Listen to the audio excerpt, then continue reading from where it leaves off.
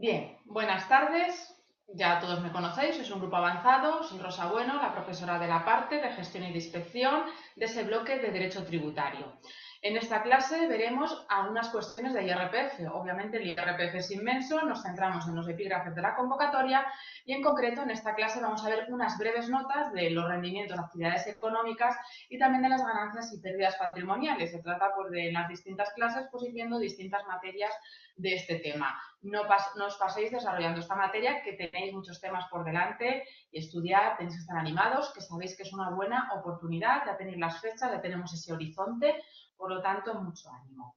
Bien, sin más introducción, porque más o menos ya nos conocemos, vamos a comenzar por esta parte del IRPF. Bien, en el IRPF tenemos que determinar las rentas. El hecho imponible es la obtención de renta y tanto el artículo 2 como el artículo 6 señalan qué tipo de rentas tenemos. Además de rentas de trabajo, de capital, tenemos los rendimientos de actividades económicas y las ganancias y pérdidas patrimoniales que también se incluyen como renta en ese artículo 6, por lo tanto es una parte del hecho imponible. Sabéis que en el IRPF es muy importante calificar la renta porque las reducciones, los gastos deducibles, incluso a veces la tributación es distinta, puede ir a la base imponible general, a la del ahorro. Aquí no tenemos que integrar y compensar la base imponible general o la del ahorro, pero sí tenemos que calificar las rentas porque luego va a tener mucha trascendencia en esa parte, en cómo van a tributar. Por lo tanto, sin pretender dar una extensión a toda esta normativa o a reglas especiales, sí intentar diferenciar ante qué tipo de renta estamos. Bien, si nos vamos a los rendimientos de actividades económicas, sabéis que se empieza a regular en el artículo 27 de la ley del IRPF, lo pongo aquí, 27 a 32, porque luego ya comienzan las ganancias patrimoniales. La ley del IRPF, el orden es bastante metódico. Empezamos con los rendimientos de trabajo en el 17 y van seguidos unos detrás de otros. Eso es bueno. Las ganancias patrimoniales sabéis que están a partir del 33 pues hasta el 39, que acaba con las ganancias patrimoniales no justificadas. Bien, lo primero que marca el artículo 27 de la ley del IRPF es que se considera que es una actividad económica.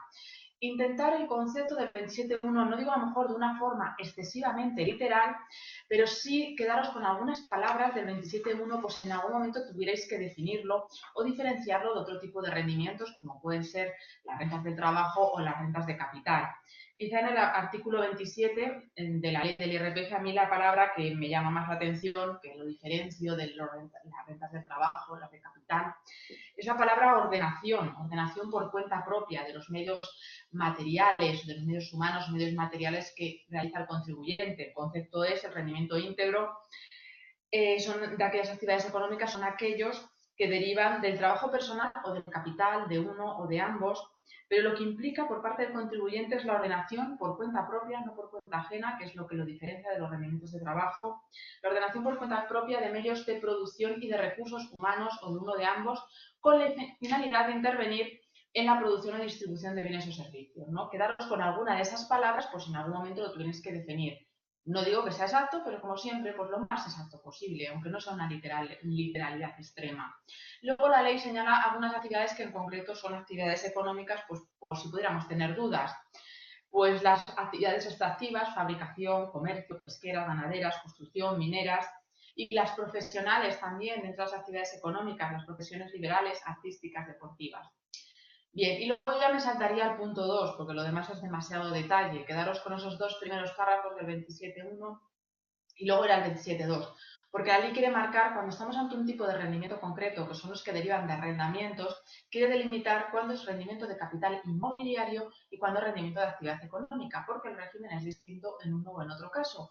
Una persona física puede tener varios inmuebles en alquiler y obtener rendimientos de ese arrendamiento. Pues bien, la persona física puede entender, oye, es que yo estoy realizando una ordenación de medios materiales, es una actividad económica. O por el otro lado podemos pensar, no, es rendimiento de capital inmobiliario porque viene de un inmueble, ¿no? Ahí podríamos tener la duda.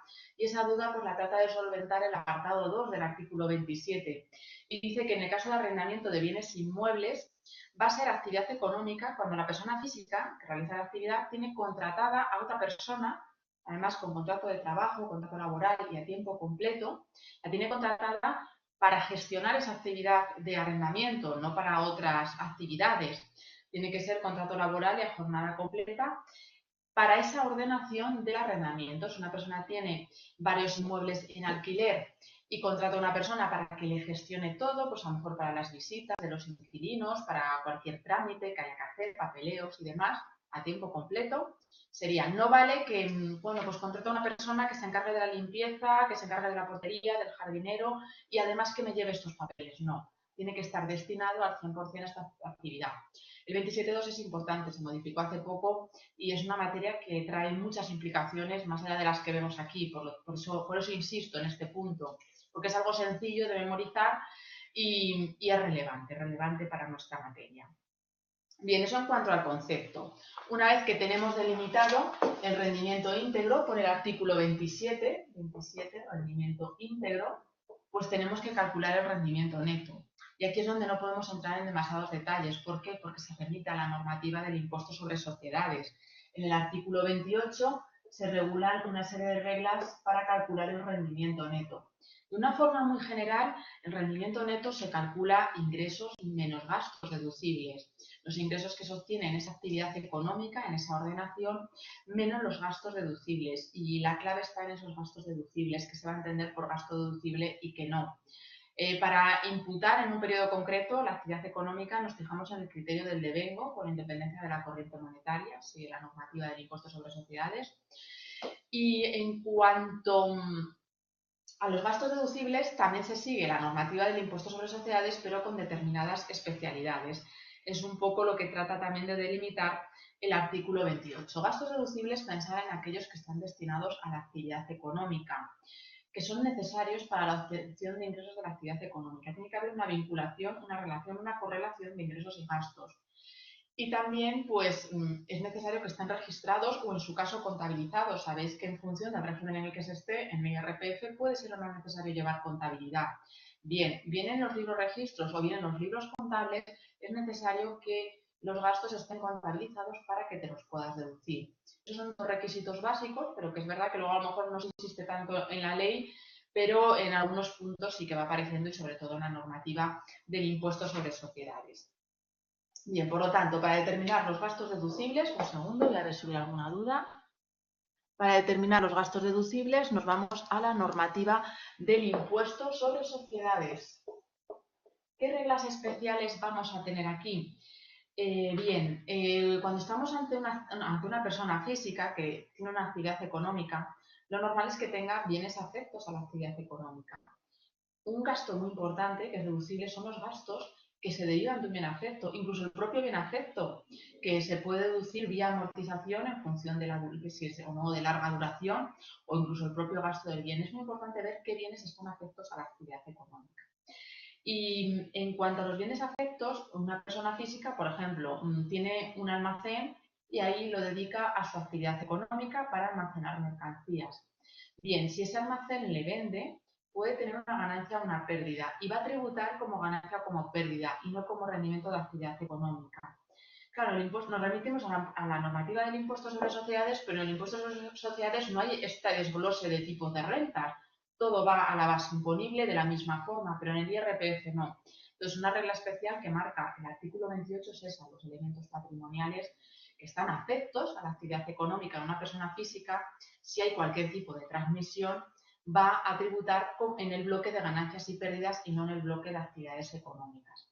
Otro criterio también, que claro, una persona física, pues hoy su almacén lo dedica a la actividad económica y mañana, pues pongamos que no lo necesita y él puede seguir realizando la actividad económica, pero quiere desafectar ese bien a la actividad.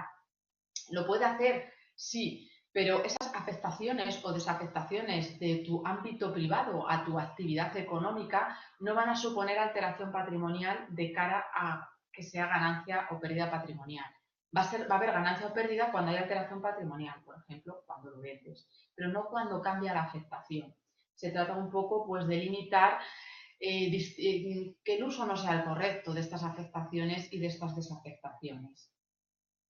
Y otra regla que también se tiene en cuenta en el IRPF es que si una persona física realiza una actividad económica y realiza prestaciones a título gratuito o el autoconsumo, pues por ejemplo se encarga de hacer reparaciones y a un amigo le repara una silla y a lo mejor no le cobra nada bien.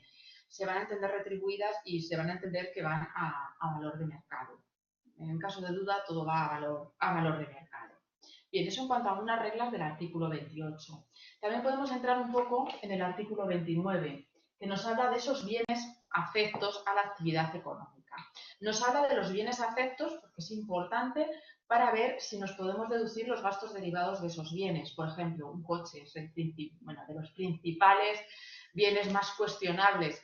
Claro, te podrías deducir gasolina, gastos de taller, bueno, todos los gastos que implica un vehículo, que son muchos, y el propio vehículo en sí lo puedes amortizar año tras año.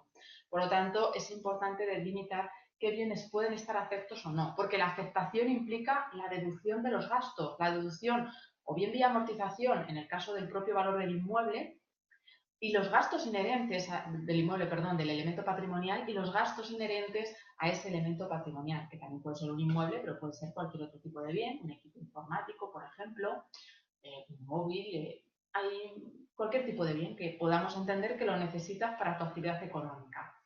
Bien, se establecen unas reglas, unas cautelas para evitar que bienes de tu ámbito privado puedas afectarlos a la actividad económica cuando realmente los estás utilizando para tu esfera particular. Claro, si lo utilizas en tu esfera particular, ese es un consumo que no es deducible. Pero si ya vamos a la actividad económica, pues ya entramos en esa cuestión de la deducibilidad. Bien, ¿qué bienes están afectos? Los inmuebles, pues los que estén destinados a la actividad económica. El ejemplo que os ponía del almacén, pues sería un bien inmueble que está afecto a la actividad económica.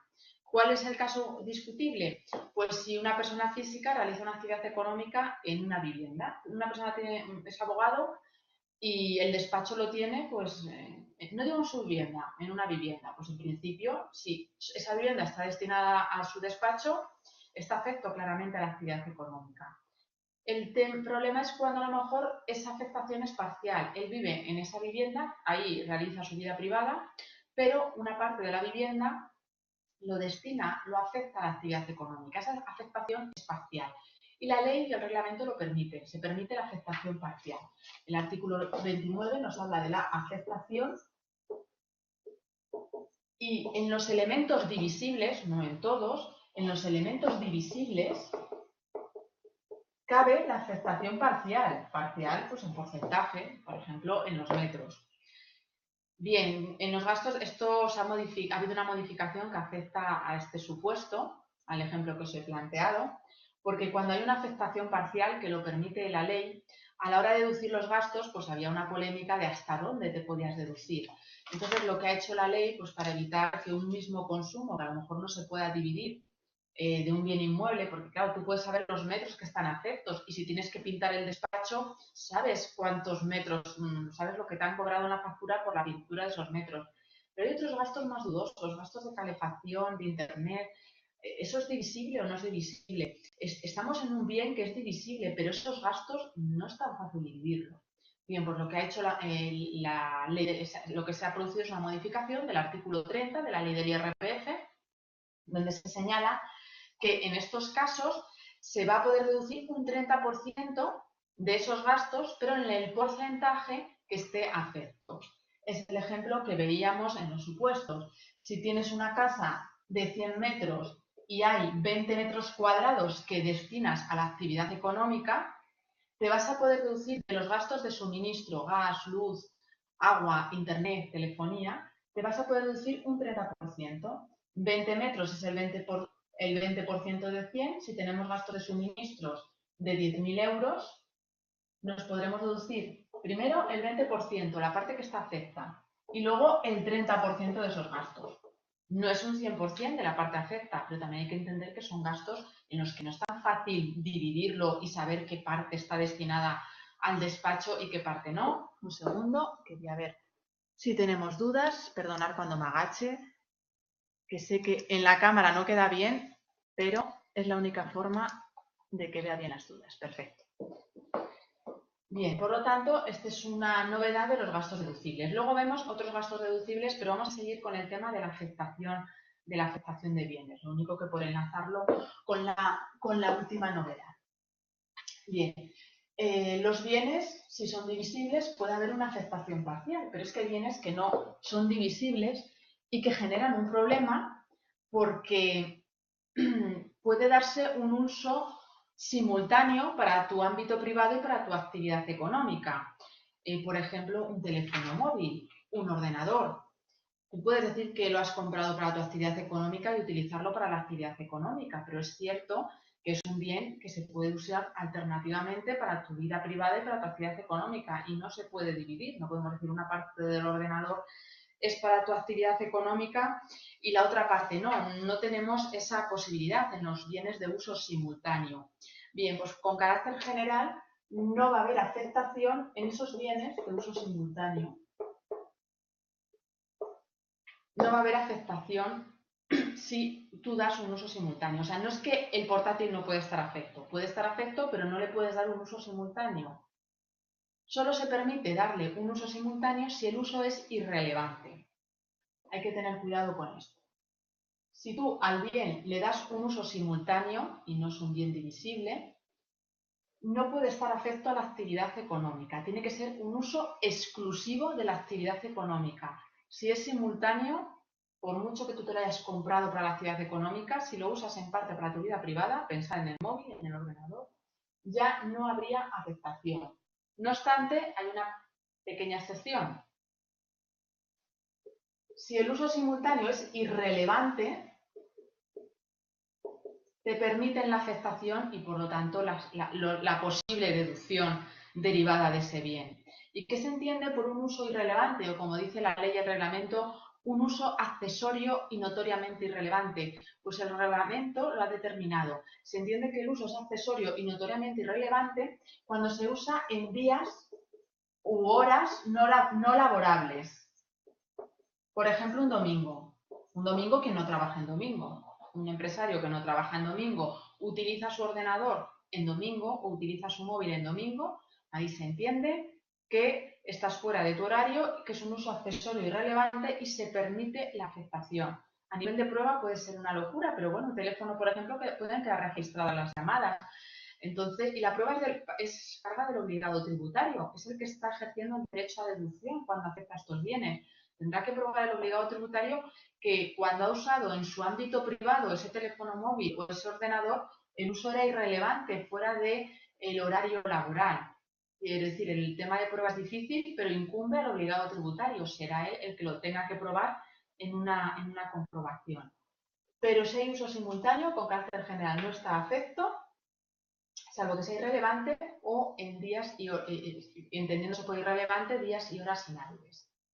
Esto es así, salvo para un bien, para los automóviles. En el caso de los automóviles, en los que puede haber un uso simultáneo también, en los que no se pueden partir, pues se sigue una regla especial. En el caso de los automóviles, aunque des un uso irrelevante, no va a estar afecto. El automóvil o es exclusivo para la empresa o no está afecto. No puedes darle un uso particular. Si le das un uso particular, aunque sea irrelevante, aunque sea un domingo que te vayas a la sierra a comer, ya no está afecto y ya no te lo puedes deducir. Por lo tanto, en el caso de los automóviles, se exige exclusividad para que pueda estar afecto. Si no hay una afectación exclusiva, no puede estar afecto. Da igual que el uso particular sea irrelevante y fuera del horario de trabajo, ya no estaría afecto. Salvo, esta es la excepción de la excepción, dentro de los bienes en los que se les puede dar un uso simultáneo, la excepción en los automóviles, que no se le permite la irrelevancia en el uso, y hay una excepción más dentro del automóvil. Hay una serie de automóviles en los que sí se permite el uso irrelevante. Hay una serie de automóviles en los que se les permite un uso irrelevante o accesorio y se les permite la afectación a pesar de su uso irrelevante. ¿Qué automóviles son estos? Los que por sus características se entiende que es que solo valen para una actividad económica. Por ejemplo, un camión que se dedica al transporte de mercancías, un autobús que se dedica al transporte de viajeros, un coche de autoescuela, un vehículo comercial pues con el logotipo de la empresa correspondiente. Son vehículos que por sus características se entiende que si lo has usado en tu ámbito privado es algo ya de por sí accesorio, por el tipo de vehículo que es. Se entiende que si un día vas a buscar al colegio a los niños en un camión o en un tractor, pues se entiende que ha sido algo excepcional y que no lo hagas con habitualidad. Es un criterio que sigue la norma. Un segundo, que veo que hay una duda. Bien, el caso de la cesión al trabajador ya es otra cuestión, Elisa. Aquí estamos hablando del empresario que usa un vehículo para su actividad económica. Distinto es los vehículos que pueda adquirir para el trabajador. En ese caso, si es destino del trabajador, se entiende que hay una afectación a la actividad económica. Otra cosa es cómo luego tiene que tributar el trabajador por ese vehículo que es una renta en especie. Se establecen unas reglas de valoración para el trabajador y el trabajador si se le permite un uso irrelevante.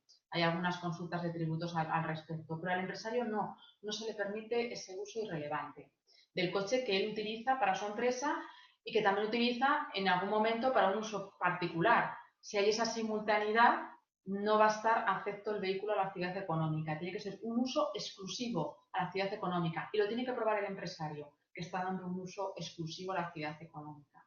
¿Está claro, Elisa? ¿Y el resto en general? Insisto, tampoco os compliquéis con esto, tener una idea general de lo que es la afectación y bueno, a lo mejor el caso de los vehículos, pues que siempre es lo que más nos llama la atención. Bien, la afectación es importante para los gastos deducibles. Es verdad que luego los gastos deducibles están en el artículo 30, pero el artículo 29, al determinar qué bienes están o no afectos, pues hay que tener en cuenta esta deducibilidad. Bien, para determinar el rendimiento neto y los gastos deducibles al rendimiento neto, sabéis que tenemos tres fórmulas. Estimación directa, que se divide en normal y en simplificada, y estimación objetiva. Bien, la estimación objetiva no vamos a entrar en ella, tenéis que aprenderos bien los límites. Se ha publicado hoy la orden de módulos, yo creo que todo sigue igual, pero si no os lo comentaría por el campus. Tenéis que saber que se basa en una serie de signos, índices y módulos. Un segundo, perdonadme. Se basa en una serie de signos, índices y módulos. En cuanto a la estimación directa, la normal y simplificada, sabéis que la simplificada, la cifra de negocios debe ser de menos de 600.000 euros en el año anterior. El primer año de ejercicio de actividad se tributa en estimación directa simplificada, salvo renuncia.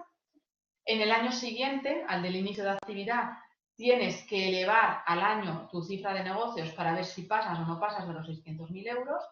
Y luego ya, pues siempre te fijas cuando hay un año completo en el año anterior para ver si estás en directa, en simplificada o no. Se puede renunciar y recordar que esto se hace vía declaración censal y si renuncias te tienes que mantener en la estimación directa normal durante 3 años. Recordar estas normas que en algún tema las hemos visto para obligaciones formales, pero ya sabéis que para los tipos 3 estos límites son importantes. Bien, en cuanto a los gastos deducibles, en estimación directa ya hemos comentado algunos, pero el artículo 30 señala que son deducibles, por ejemplo, los gastos derivados de primas de seguros de la enfermedad de ese empresario o también su cónyuge o hijos menores. El límite es 500 euros anuales por persona o 1.500 si tuviera alguna discapacidad. También es deducible el gasto que hemos visto del 30% en los bienes afectos a la actividad económica, cuando hay un inmueble, una parte está afectada y otra parte no, por esos suministros. Y también hay otro gasto que también se ha introducido con la última modificación de la ley, los gastos que el empresario, los gastos que tenga en comida, por ejemplo, manutención, en gastos de manutención, siempre que sean en establecimientos de restauración y hostelería, también se los puede deducir con los límites de las dietas. Es un tema en el que no hemos entrado en las dietas, pero hay una serie de límites y si los cumple, pues se podría deducir ese importe. Otro gasto deducible, pues si el cónyuge o los hijos menores trabajan con el empresario, si tienen contrato laboral, podría deducirse ese gasto, en otro caso no.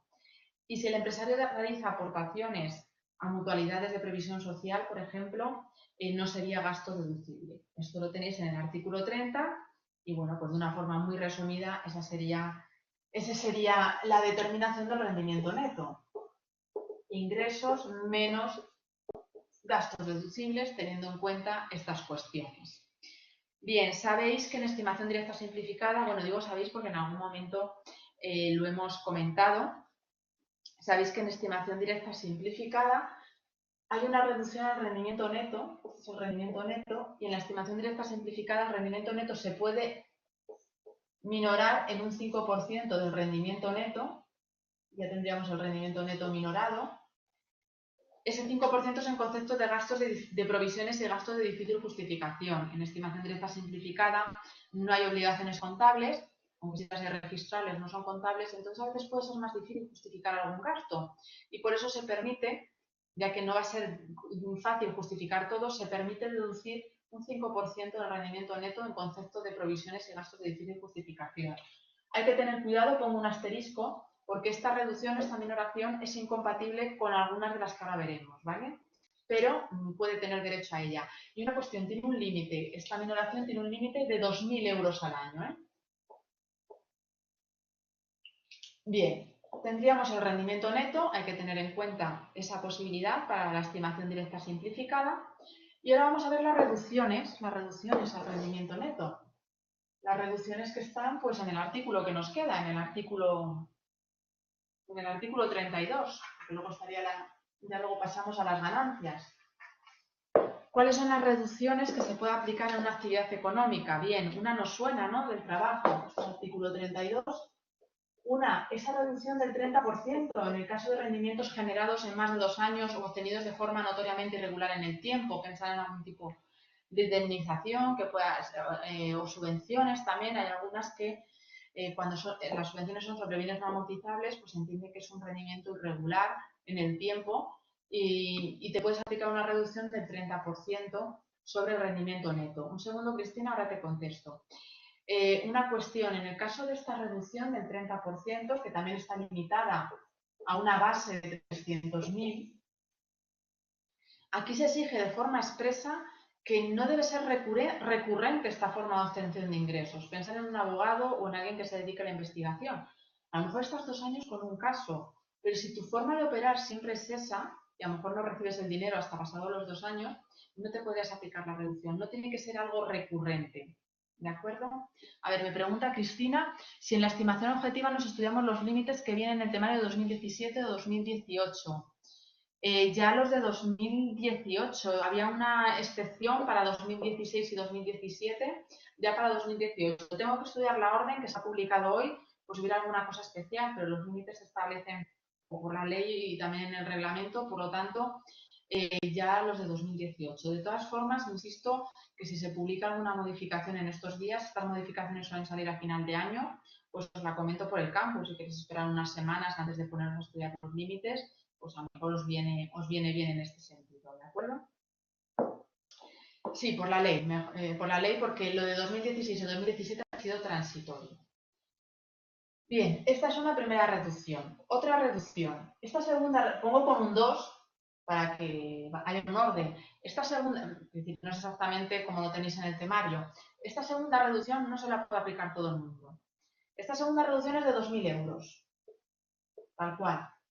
Y además se puede incrementar, se puede adicionar en otro importe, con una X, porque es que el importe es difícil de calcular.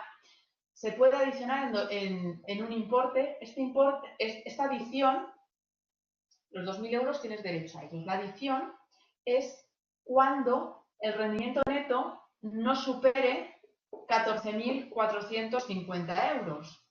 Hay una tabla hasta 14.450 euros, parecida a la del artículo 20 para rendimientos de trabajo, y puedes adicionar los 2.000 euros una reducción más que depende del rendimiento neto. No es que sea de 14.450 euros, es que si tu rendimiento neto es menor de esto y además no tienes otras rentas distintas de la actividad económica que superen los 6.500 euros, si tu rendimiento neto es menor a esto, tienes derecho a aplicarte una reducción más adicional a estos 2.000 euros.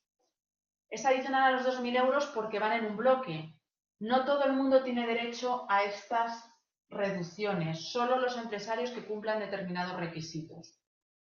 Si se cumplen estos requisitos, la de 2.000 euros siempre. Y la otra, la que pongo con una X, porque es un importe variable, si el rendimiento neto es menor o igual a 14.450. Es la misma tabla del artículo 20 para rendimientos de trabajo. ¿Y por qué utilizamos? Esto es una mezcla del 19, letra F, de la ley y del artículo 20. ¿Por qué utilizamos una regla que hemos visto en los rendimientos de trabajo para la actividad económica? Porque esto se aplica a personas que realizan una actividad económica de una forma aparente, formal, pero que en el fondo no hay esa ordenación por cuenta propia. Es lo que a veces se le llama el falso autónomo. Personas que están dadas de alta como que realizan una actividad económica y calculan el rendimiento neto como actividades económicas, pero trabajan solo para una persona o para una empresa. Realmente esa ordenación por cuenta propia de medios y recursos no existe. Por ese motivo, a estas personas que cumplen una serie de requisitos, que no quiero que los memoricéis todos, pero sí quiero que os quedéis con la idea, le aplicamos reducciones iguales a si obtuvieran rendimientos de trabajo. ¿Qué requisitos son? Que os suenen. Esto solo es para la estimación directa. Las entregas de bienes o prestaciones de servicios deben realizarse a una sola persona, sea física o jurídica. Los gastos deducibles no pueden ser superiores al 30% de los ingresos. Se entiende que no tienen excesivos gastos deducibles o nunca más del 30% de los ingresos. ¿Por qué? Porque a lo mejor si trabajan para solo una persona, pues quizá tengan ya gastos cubiertos o se les faciliten esos medios. No tienen que tener rendimientos de trabajo, porque si los tienen, pues ya habrás aplicado la reducción correspondiente en los rendimientos de trabajo. Y al menos el 70% de sus ingresos debe estar sujeto a retención o ingreso a cuenta. Vamos, que prácticamente realizas una actividad laboral, pero lo llamamos actividad económica. Entonces, en ese caso, tienes derecho a estas reducciones. 2.000 que se puede adicionar. Bien, si no se cumplen estos requisitos, no tienes derecho a estas deducciones de 2.000 y la adicional, pero vas a tener derecho a otra reducción, que también la voy a llamar X, porque es un importe variable, hay que hacer una tabla, lo tenéis en el artículo 32, yo no os recomiendo el estudio, pero lo tenéis en el artículo 32, y esto solo si el rendimiento neto no supera los 12.000 euros. Para que no cumpla estos requisitos, si su rendimiento neto es bajo, perdón, he dicho rendimiento neto, me he equivocado, si sus rentas, no rendimiento neto, si sus rentas, todo tipo de rentas, trabajo, actividad económica, capital, todas sus rentas son menos de 12.000 euros, te permiten en la derivada de la actividad económica minorarte un importe que es variable. En función del rendimiento va variando la reducción. Aplicando estos tres tipos de reducciones, obviamente, de la 2 y la 3, o estás en una o estás en otra o en ninguna.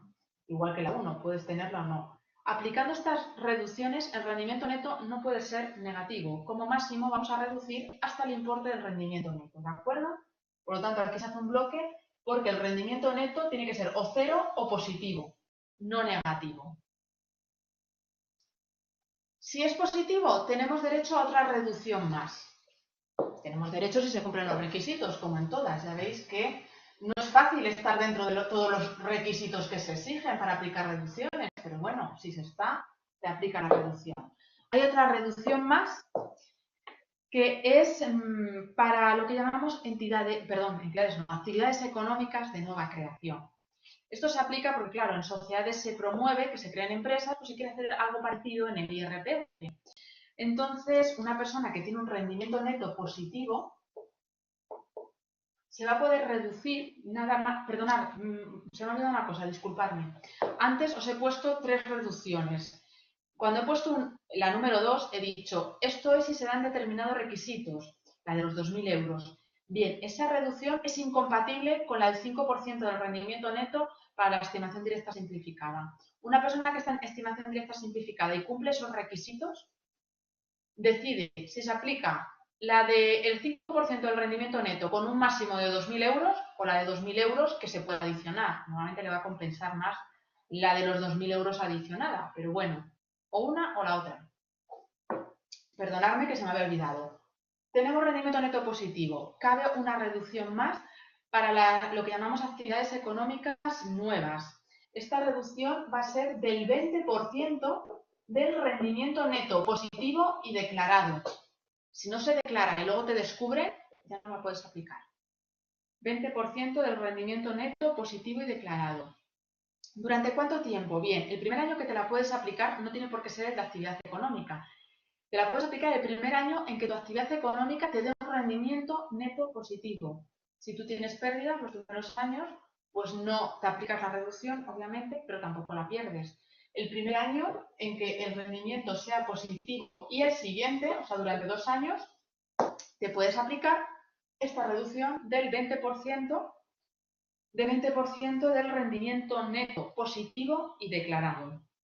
Bien, esta reducción tiene una serie de límites. La base a la que lo apliquemos, el rendimiento neto positivo declarado al que lo aplicamos, no puede ser mayor de 100.000 euros.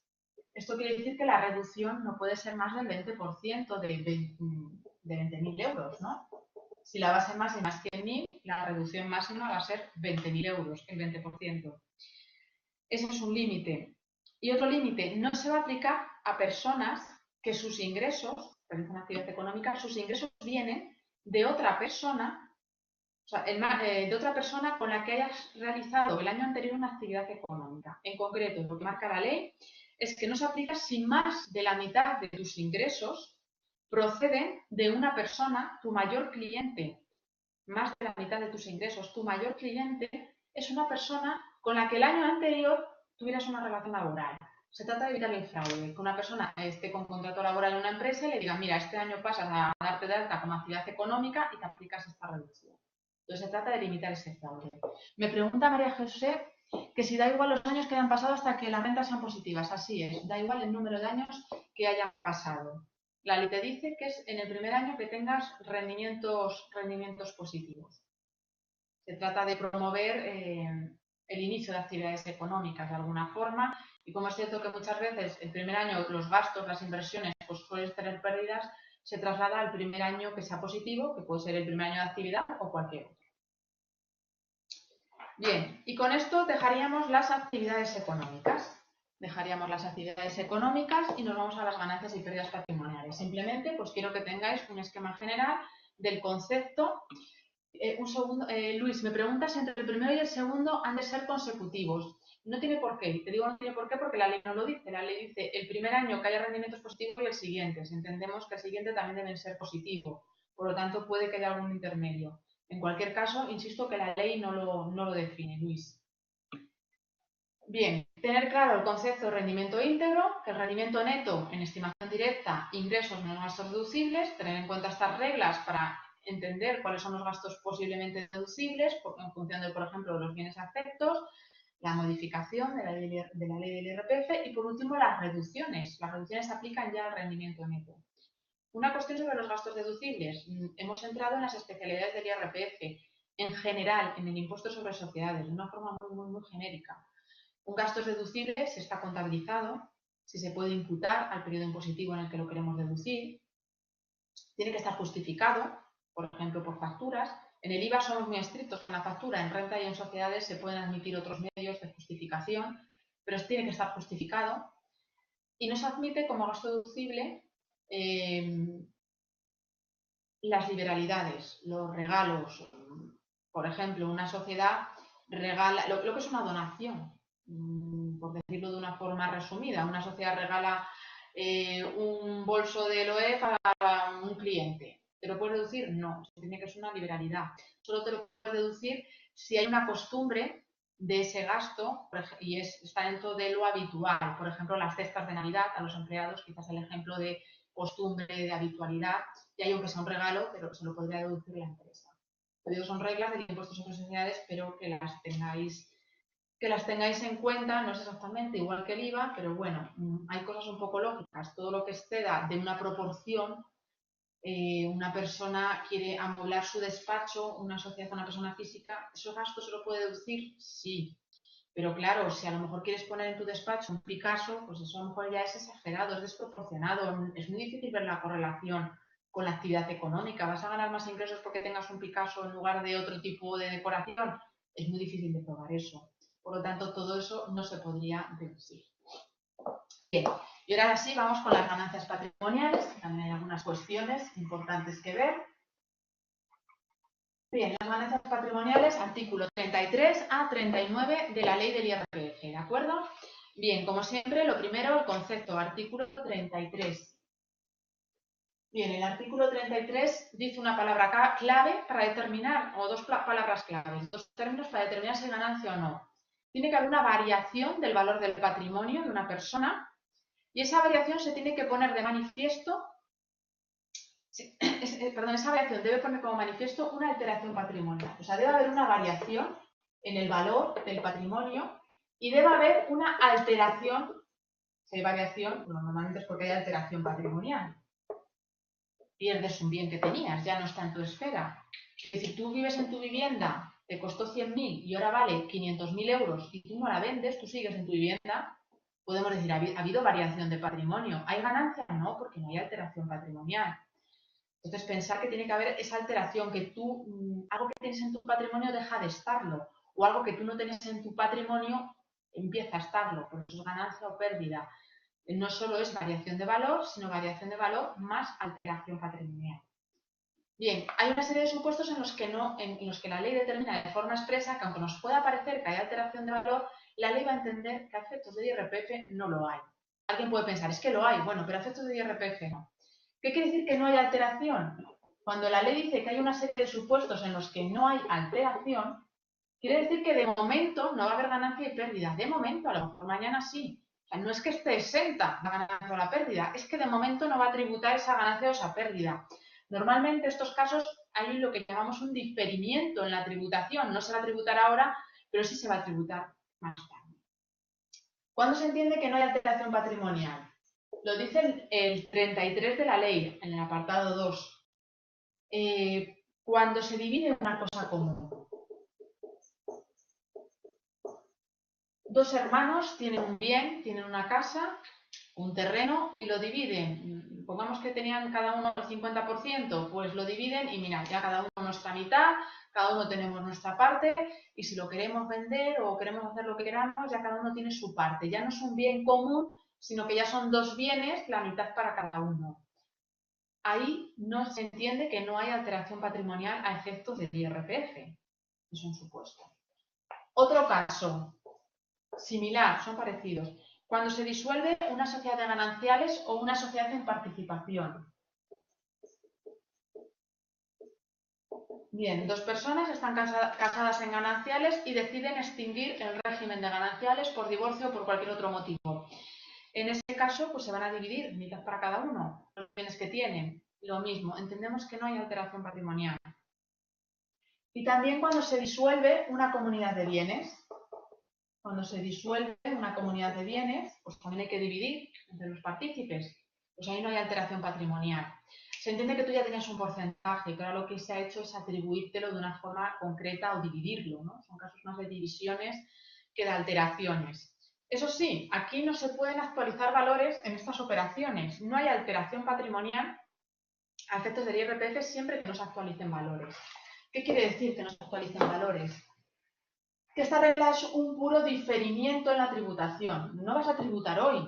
Tú te quedas con tu parte de tu finca, se divide entre los dos hermanos, no vas a tributar hoy, pero si mañana tú vendes esa parte, vas a tributar por la ganancia. Y el valor de adquisición que tomamos no es el día que tú dividiste, es el día que tú adquiriste originariamente esa propiedad. Pongamos que ese terreno que tienen los hermanos en su día, cuando lo compraron o cuando lo adquirieron, por herencia, donación, lo que sea, les costó 10.000 euros, o el valor era de 10.000 euros. Lo dividen a día de hoy y cada uno se queda con una parte del terreno y no se puede actualizar valores, 5.000 para uno y 5.000 para otro. Y a lo mejor el día que lo dividen no cuesta 10.000, cuesta 100.000 euros. Da igual, no se pueden actualizar valores en las escrituras. 5.000 y 5.000. Porque si se actualizan valores ya sí hay alteración patrimonial y hay que tributar. Si mañana uno de estos hermanos decide vender su parte de finca, pongamos que la vende, que el valor de mercado de su parte son 50.000 euros. La ganancia que va a tributar mañana cuando la venda, cuando haya alteración patrimonial, va a ser la diferencia entre 50.000 y 5.000. No podemos decir, es que aquí ya valía 100.000, la mitad es 50.000, no hay ganancia. No se permite que haya actualización de valores. Luego, cuando determines la ganancia, vas a tomar el valor originario. Por eso se habla de diferimiento en la tributación. No vas a tributar hoy, tributarás mañana si lo vendes. Esos son los casos en los que no hay alteración patrimonial. Luego la ley marca unos casos en los que dice que no hay ni ganancia ni pérdida. Aquí no entra en si hay o no alteración. Directamente no hay ganancia ni pérdida. ¿Cuáles son esos casos en los que no hay ganancia ni pérdida? Bien, cuando hay una reducción de capital social, podemos pensar que puede haber una pérdida, una ganancia. Por la ley dice que en el caso de reducciones de capital de una sociedad no hay ni ganancia ni pérdida. Otro supuesto, este es más habitual, que lo hemos comentado en algún momento. Las transmisiones lucrativas por causa de muerte. Transmisión lucrativa por causa de muerte. Bueno, lo estoy poniendo con muy mala letra. Luego os pido a vosotros que escribáis bien. Bien, cuando una persona fallece, esta persona tenía unos bienes, un patrimonio, por un valor. Cuando fallece, estos bienes se pueden haber incrementado el valor, o al revés, o haber perdido valor. Normalmente pensamos en que se incrementa, ¿no?, el valor de los bienes.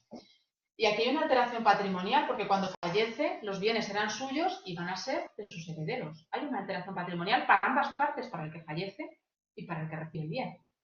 El heredero no tributa en el IRPF como ganancia patrimonial. Cuando tú recibes algo de forma lucrativa, cuando lo recibes, el heredero tributará por el impuesto sobre sucesiones y donaciones. Pero el causante ha tenido una ganancia, aquí ha habido una plusvalía.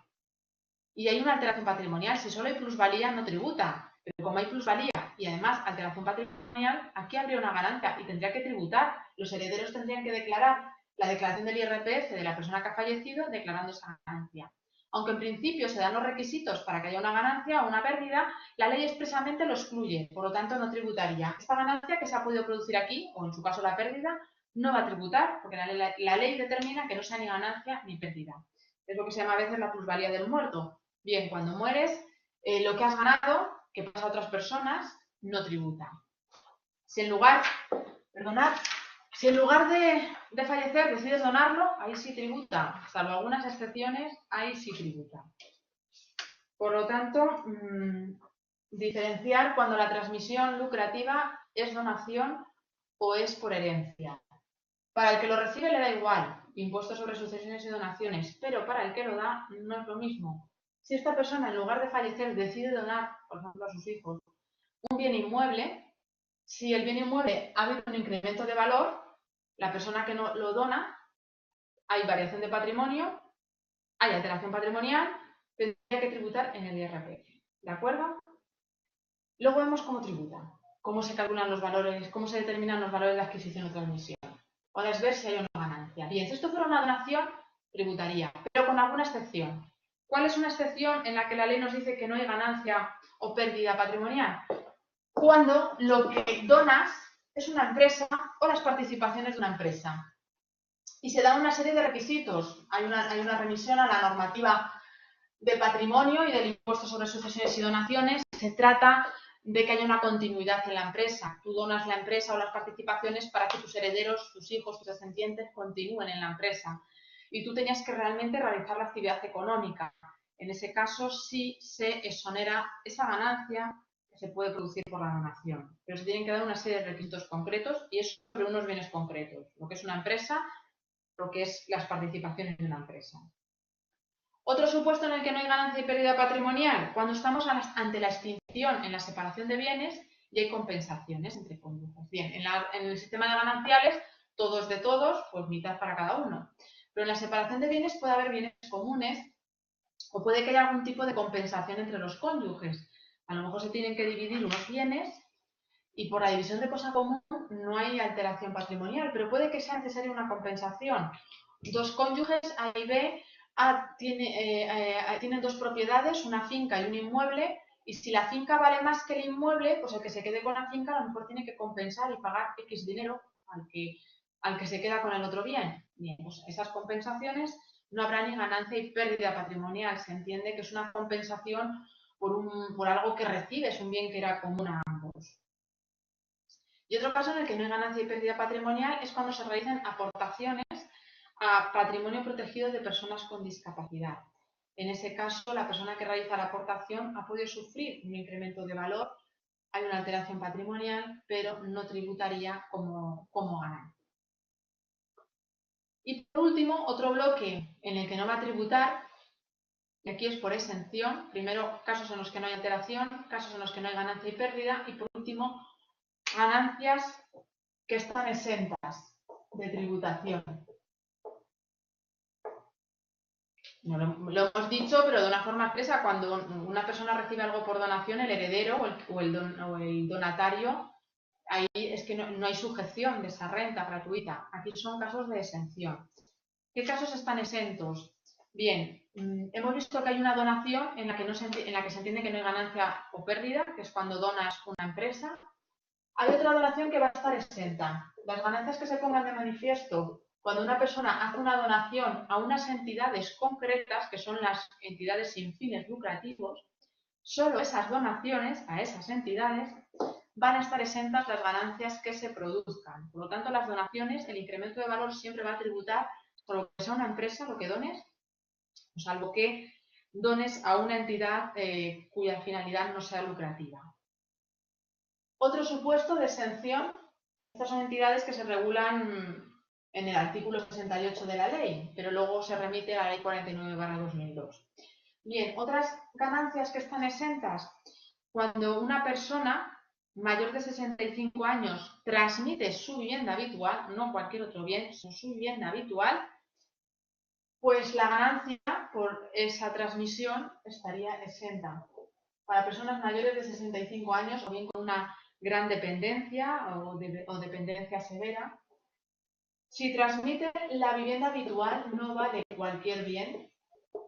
La ganancia que se produce por esa transmisión, pensar, por ejemplo, una persona que vende su vivienda para irse a una residencia, pues porque no puede, en el caso de dependencia, pues no puede defenderse o porque ya es mayor. Bien, en ese caso va a estar exenta la ganancia.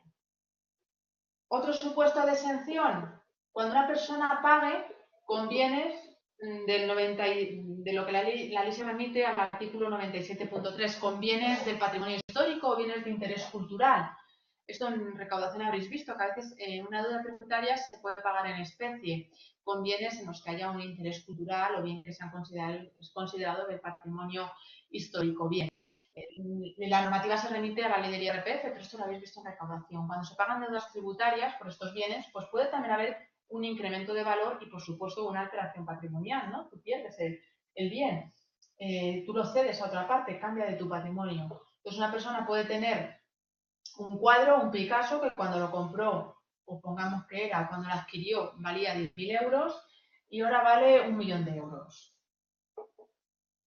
Esta persona tiene aquí una deuda con Hacienda, por ejemplo, del IRPF de este año, no lo puede pagar, pongamos que tiene que pagar 1.000.000 de euros y dice, bueno, pues pago con este bien. Este incremento de valor, esta ganancia que se produce va a estar exenta, por lo tanto, el obligado tributario al año siguiente, en su declaración del IRPF, no va a tener que integrar esta ganancia, porque es que si no, ya puede tener otro Picasso para poder pagar Hacienda. Entonces, por ese motivo, se considera que está exenta la ganancia. Y otro caso serían las daciones en pago en caso de hipotecas. Cuando una persona hay una dación en pago de su vivienda habitual para poder pagar, para poder cancelar una hipoteca, en ese caso la ganancia que se haya podido producir estaría también exenta. Una persona puede tener una vivienda que le costó 100.000 euros, por ejemplo, y formaliza una hipoteca por 100.000 euros y no puede pagar la hipoteca. Bien, si no puede pagar la hipoteca, y esto lo tiene que acreditar, no tiene otros bienes para pagar la hipoteca y formaliza una dación en pago con el banco, en ese caso, si a lo mejor la vivienda ahora en lugar de 100.000 euros vale 105.000 euros o 110.000 euros, esa ganancia no tributaría, estaría exenta. Eso en cuanto a las ganancias exentas. Primero, supuestos en los que no hay alteración, supuestos en los que no hay ganancia o pérdida, ganancias exentas, y por último, el artículo 33 señala supuestos en los que no se van a computar como pérdidas. Son pérdidas, pero aunque haya pérdidas, no van a computar como tales. Me pregunta Elisa, perdona que no la había visto, si es para la vivienda habitual. En el caso de la dación en pago, sí, tiene que ser vivienda habitual. Bien, se va a entender que no hay pérdida, aunque podamos entender que de forma efectiva la hay, pero no va a computar efectos fiscales, no va a haber pérdida. Las que no estén justificadas. Una persona puede haber tenido una pérdida al vender un bien, por ejemplo, pero si no está justificado y la carga de las pruebas del obligado tributario, no habrá pérdida. No se va a computar la pérdida. Las debidas al consumo. Tú te compras una camisa y la pierdes, se estropea, lo que sea, pierdes esa camisa.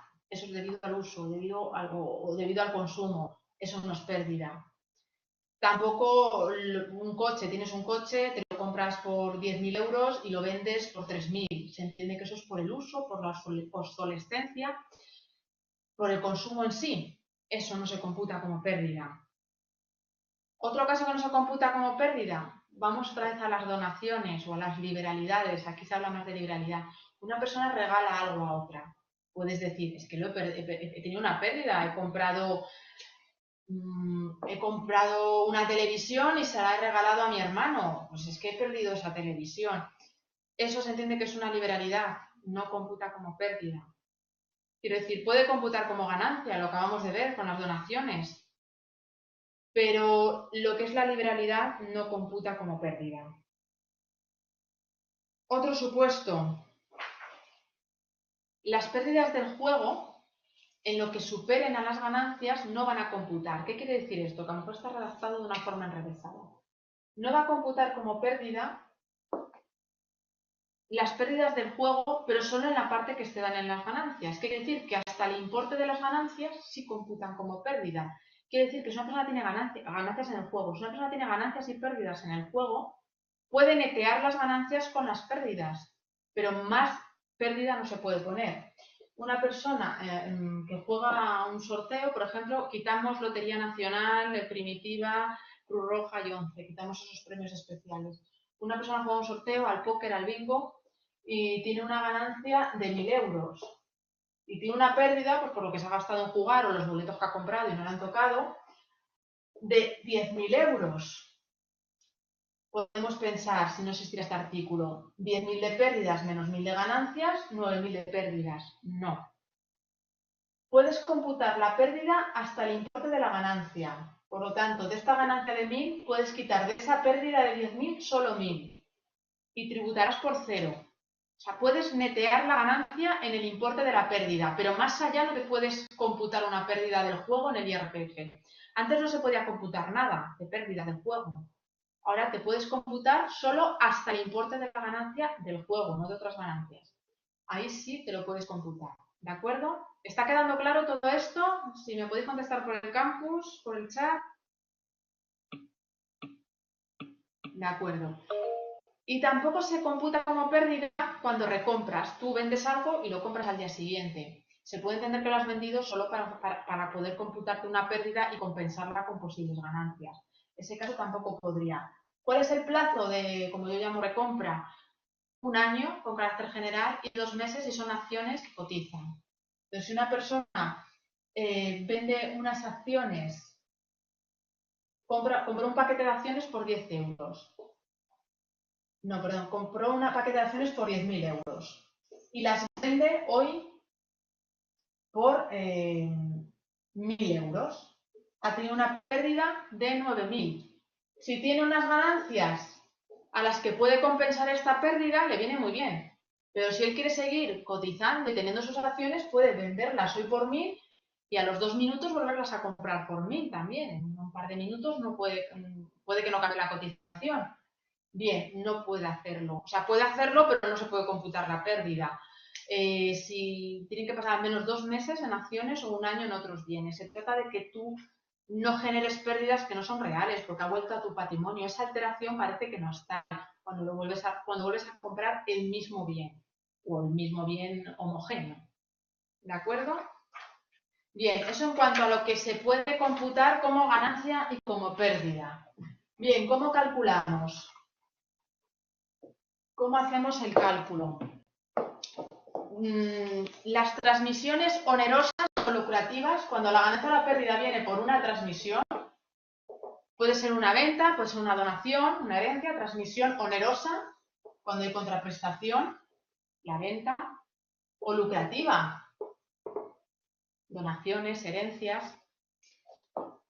El cálculo va a ser el valor de adquisición menos el valor de transmisión. ¿De acuerdo? Perdona, me pregunta Carlos si el bien homogéneo sería la misma acción o puede ser otra. Tiene que ser el mismo tipo de acción de la misma empresa. Tiene que ser el mismo tipo de acción, o sea, la acción de la misma empresa. Te tienes que quedar con lo mismo que tenías, digamos. Entonces, si es otra acción de otro tipo de empresas, podrías hacerlo y te computarías la pérdida, pero si es de la misma, no. Bien, valor de adquisición menos valor de transmisión. Y en otro tipo de ganancias que no vengan de transmisiones, por ejemplo, los premios, sería valor de mercado. ¿Vale? Esa sería la forma de calcular la ganancia. Bien, valor de adquisición menos valor de transmisión. Cuando estamos en onerosas, es más fácil tenerlo. Cuando una persona compra o vende, el valor de adquisición es el coste por el que lo compró y añadimos a ese coste posibles gastos que haya tenido, notarías, registros, tributos inherentes a esa compra o esa venta. En el valor de adquisición vamos a tener en cuenta el coste real. Y esto implica que no es el precio de adquisición, es el precio de adquisición y le sumamos esos gastos, esos tributos, registro, notaría y demás. Si ha habido mejoras, si le sumamos estos gastos, si ha habido mejoras también se suman. ¿De acuerdo? Hay que delimitar qué partes de la mejora no, porque a lo mejor no vendemos todo el bien entero. Si tenemos un piso y la mejora ha sido en el garaje y no vendemos el garaje, obviamente no incluiría. Hay que delimitar la mejora en qué parte es. Y el valor de transmisión, pues el importe por el que lo vendes, ese precio de venta, y aquí se quita esos gastos que puede haber de escrituras, notarios y tasaciones, por ejemplo, que puede haber. Normalmente tiene más gastos el que compra, pero bueno, se minora la ganancia, de alguna forma decirlo, se minora la ganancia o se aumenta la pérdida en los gastos. Si tú compraste por 100.000 y tuviste gastos de notaría por 20.000, pues el valor de adquisición va a ser de 120, va a ser mayor. Esto te viene bien. Si el valor de transmisión es de 200.000 y tienes gastos por importe de 10.000, aquí lo quitas, va a ser de 190.000 el valor de transmisión. Entonces la ganancia no va a ser 100 menos 200, 100.000 o la pérdida, sino que va a ser 120 menos 190, 70.000. Por lo tanto, esto le viene bien al que tiene que tributar. En el caso de que la adquisición o la transmisión sea por herencia o por donación, en ese caso hay que ir a las normas del impuesto sobre sucesiones y donaciones para determinar el valor de adquisición o el valor de transmisión. Y una cosa, no vamos a entrar en esa normativa, pero hay un límite, como no puede superarse el valor de mercado. A ver, cuando la transmisión es onerosa, el valor de mercado funciona como un límite.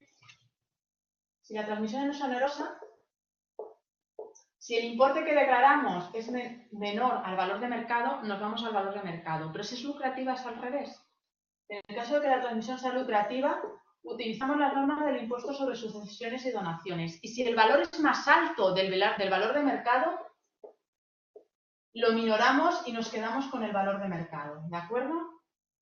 Las normas sobre el impuesto sobre sucesiones y donaciones, ¿qué valor dan a los bienes?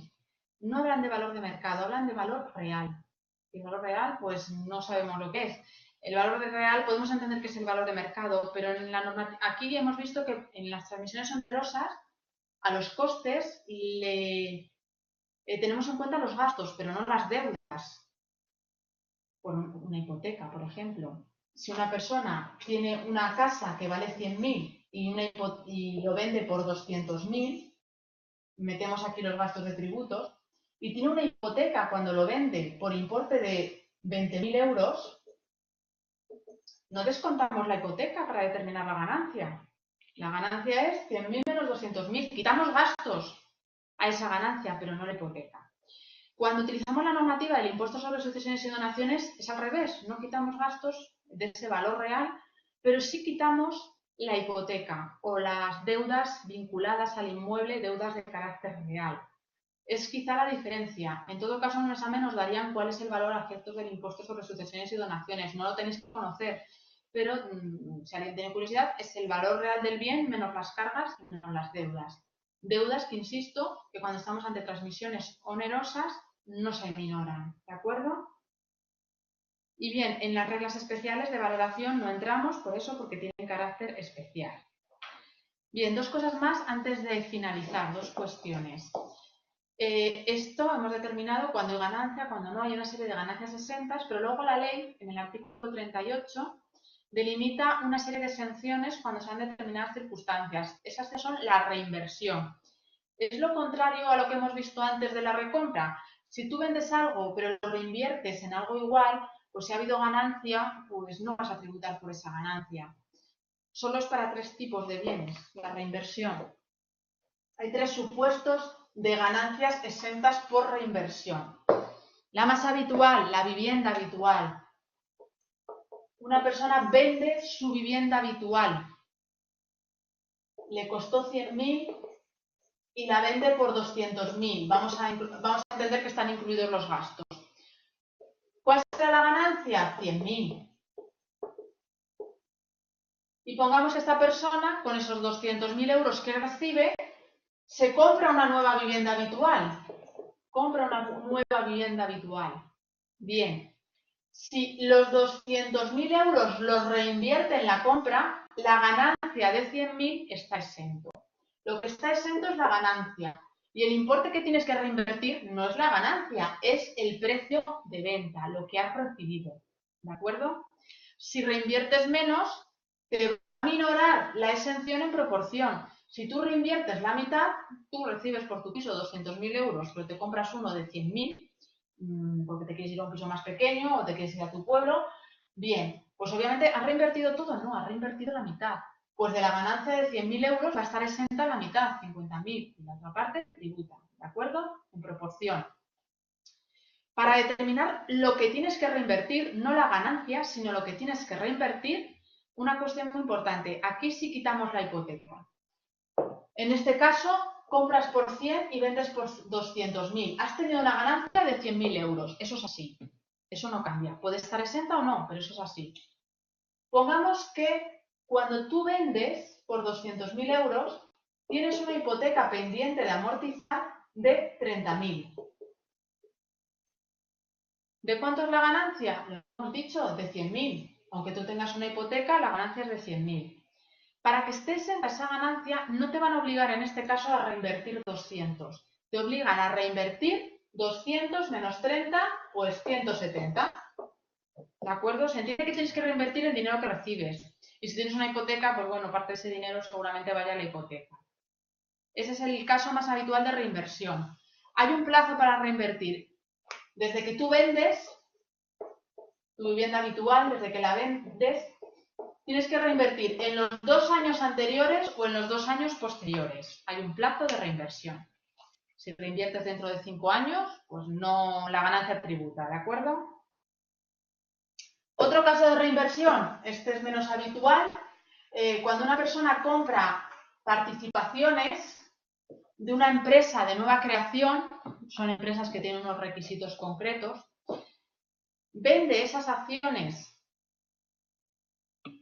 y vuelve a comprar acciones de otra empresa de nueva creación, en ese caso la ganancia va a estar exenta.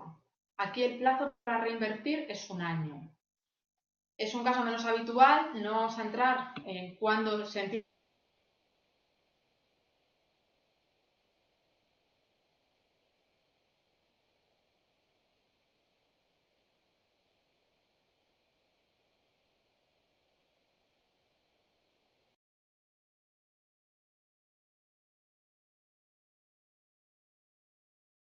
Ha habido un piloto con el audio y el vídeo. ¿Me escucháis? Perdonadme. Estaba contestando a Blanca. ¿Me escucháis bien? Perfecto, bien. A ver, la ganancia la imputas cuando se produce. Si es en 2017, cuando vendes, en principio aquí es cuando habría que imputar la ganancia. Si tú reinviertes en los 2 años, dentro del plazo, hasta que no llegue este momento, no sabemos si cumples o no los requisitos. Pero tú te puedes aplicar la exención, no tributar por la ganancia en el 2017, poner una X en la casilla del IRPF donde pones que ejerces el derecho a esa exención y esa exención está condicionada al cumplimiento de un requisito futuro. Si luego no lo cumples, pues tendrás que reintegrar ese importe, ¿de acuerdo? Esto acordaros del artículo 122.3 y 115.3 de la Ley General Tributaria. Bien, otra reinversión menos habitual, la de las participaciones de empresas de nueva creación, y otra reinversión es la que se produce cuando una persona, también volvemos a unos requisitos de edad, una persona mayor de 65 años vende elementos patrimoniales. Antes hemos visto que si una persona mayor de 65 años vende su vivienda habitual, en ese caso estaría exenta la ganancia. Aquí es otra cuestión. Aquí va a estar exenta la ganancia no si vendes tu vivienda habitual, si vendes cualquier elemento patrimonial, cualquier elemento de tu patrimonio, lo vendes, la ganancia va a estar exenta si reinviertes el importe que recibes en una renta vitalicia, en una imposición que implique una renta vitalicia. Tienes que reinvertir en los 6 meses siguientes ese importe y formalizar una renta vitalicia. Y el máximo de renta vitalicia, el máximo que te dejan reinvertir y que tu ganancia esté exenta son 240.000 euros. Si una persona, por ejemplo, vende unos bienes de su patrimonio por 480.000 euros, este es el precio de venta, pongamos que ha tenido una ganancia de 100.000, el precio de compra fue por lo tanto de 380 precio de compra, 480 precio de venta, ha tenido una ganancia de 100.000. Esta ganancia estará exenta si reinvierte en formalizar una renta vitalicia. Ahora bien, el máximo es 240.000. ¿Qué quiere decir esto? Que aquí, aunque él quiera reinvertir todo, directamente tenemos que hacer la proporción si se quiere exceder. El máximo a reinvertir es 240. Él, de estos 480.000 euros, hay 240, si reinvierte este importe, va a estar exenta una parte de la ganancia. ¿Cuánto? La mitad. Él va a reinvertir de estos 480 la mitad. Puede reinvertir todo, pero para la agencia tributaria solo le importa hasta 240.000. Entonces, como está reinvirtiendo la mitad de la ganancia estará exenta, la otra no. Aquí se pone un tope, no se trata de que vendas todo tu patrimonio, tú verás hasta dónde vendes. La agencia tributaria le interesa hasta 240, pero bueno, esto ya es la parte que estaría exenta. Esto en cuanto a las exenciones por reinversión. Y una última cuestión, las ganancias patrimoniales no justificadas. Artículo 39. Hay dos tipos, las del 39.1, las de toda la vida. Se comprueba una persona y vemos que tiene una casa que vale 1.000.000 de euros y no sabemos de dónde ha podido salir el dinero para comprar esa casa. Directamente en la cuenta se advierte que tiene 1.000.000 de euros y no se sabe de dónde ha salido ese dinero, no se sabe si en algún momento se ha declarado o no. Eso es una ganancia patrimonial no justificada. Si sabemos el origen, hay que calificarlo. Renta de trabajo, capital, lo que sea, pero si no sabemos el origen, va a la base liquidable general como ganancia patrimonial no justificada. Salvo que el obligado tributario pruebe que ese bien, ese derecho, ese dinero, lo tenía ya desde un periodo que estaba prescrito.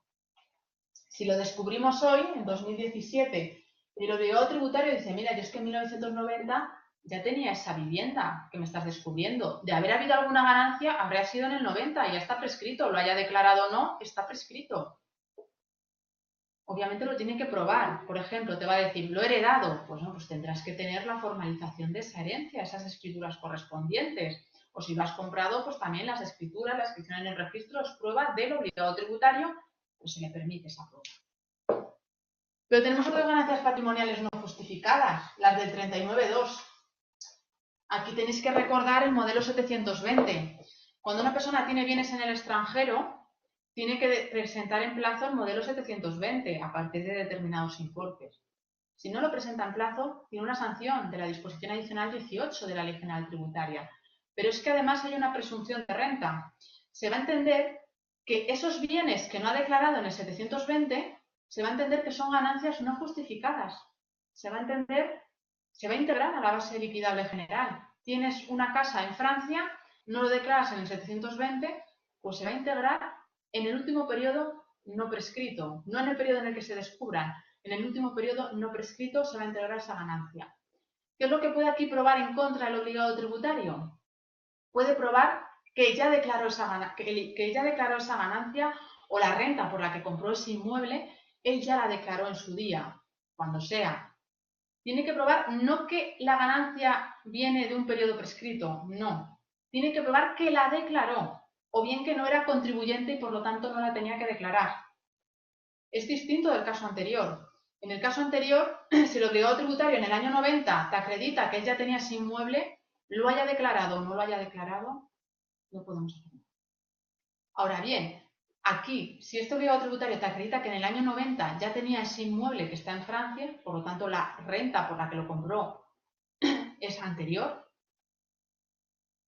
es un año que está prescrito. No basta con que nos pruebe que tenía el bien desde en un año que está prescrito. Tiene que probar que lo tenía y que lo declaró en el IRPF o en sucesiones y donaciones. La prueba es distinta.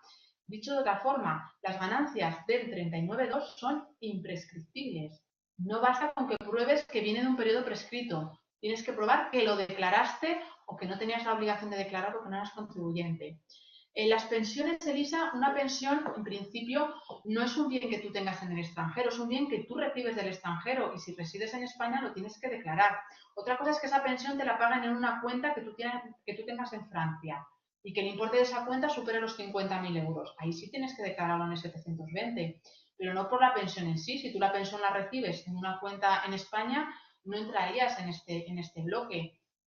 Se trata de bienes y derechos que tú tengas en el extranjero. Entonces, en el caso de la pensión, además, pues tendrías que probar que está declarada. Pero si tú resides en España, tienes que tributar por toda tu renta mundial, la obtengas donde la obtengas.